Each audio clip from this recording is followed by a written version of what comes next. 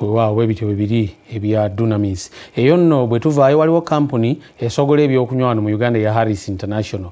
Eriko ekyokunywa kyereese Katale kikyali ekipya ekiyitibwa SKYVIEW. Harries International egamba nti SKYVIEW ono kyakunywa kya micungwa naye tekiri mu birungo olunga ebyo ebiteeka obulamu bw'Abannayuganda mu katyabaga.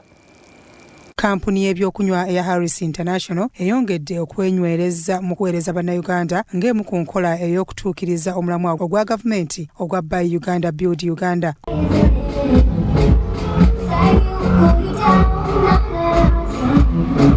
Ku nsonga eno basazeewo okutongoza ekyokunywa ekipya ekya SKYVIEW ekya Orange bayisizza n'ebikujjuko okwetooloola ebitundu byonna mu Kampala.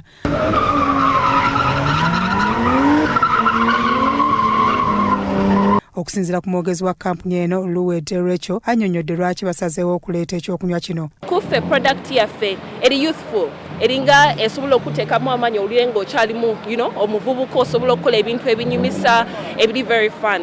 So activities zonna ze tukoze okuva jjo paka leero zirepresentinga product yaffe neya SKYVIEW era tusuubira nti abantu mu market bagenda giwoomerwa nnyo bagenda gitegeera nga ffe wetugitegeera era after today egenda kubeera available Katale ng'abantu basobola ogigula baginyumirwe.